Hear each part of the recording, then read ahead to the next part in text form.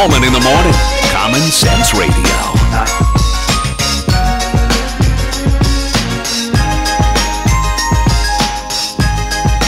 Good morning, you bunch of drunks.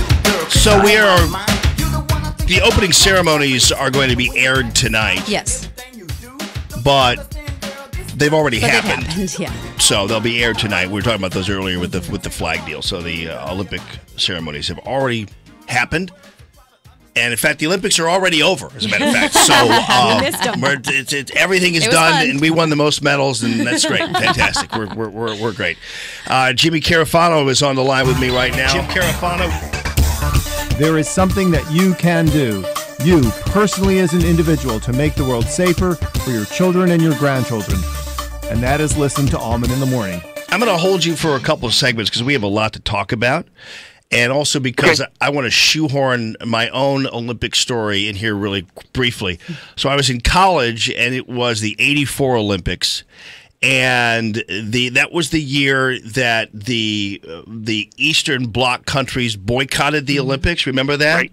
Yep. Well, it just so happens that they boycotted the Olympics, though, after McDonald's had already decided that they were going to hold a promotion that you'd have these little cards and you'd scratch them off. Like if they won, like if America won the gold, you'd scratch it off and win a Big Mac or fries. Right. And because the Eastern Bloc countries did not participate in the Olympics, I think the United States won like 2,000 gold medals. And so I basically ate for free almost the entirety of that winter at McDonald's, thanks to the Eastern Bloc countries boycotting the Olympics. It was fantastic.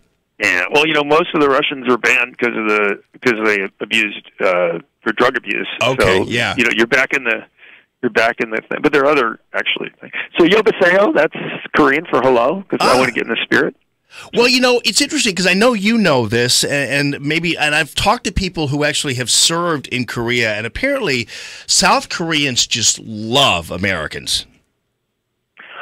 That's always been my experience. Sometimes they're kind of cranky with our government and stuff. But, but they do. And what's really been amazing to me is, because my dad was a Korean War veteran, and how many people, not just of, that generation and our generation, but how many people of the younger generation say thank you for, basically, saving their country. So it's pretty cool.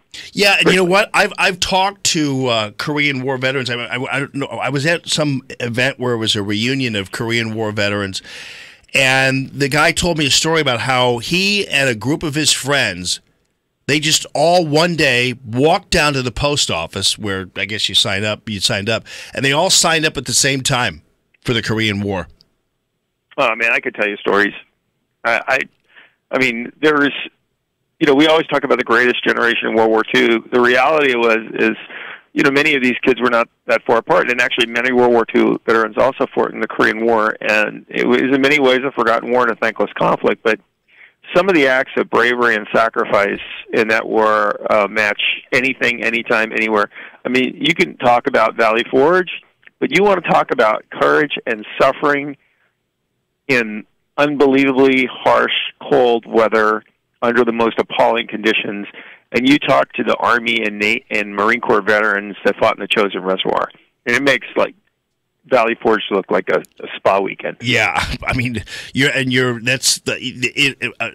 the stories. I mean, it was colder than hell there. It was so cold that the bodies. I mean, you could see videos of this. I mean, bodies were just frozen stiff, and you could just see them basically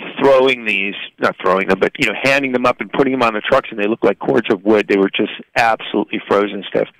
My dad, fought at Chosin, and he could, he did not like cold weather at all. Oh yeah, for the rest of his life.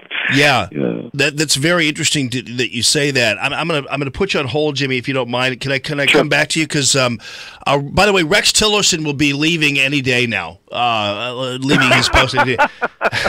What? I mean, how long have they been talking about how Rex Tillerson was going to resign? I mean, it's just it's like predicting the end of the world. Someday somebody's going to be right. Yeah, well, I guess. I'll be here, man. I got my coffee, and I'm good to go. All right, hang on, buddy. We're going to take a break. We'll be right back with Jimmy Carafano. It's Common Sense Radio.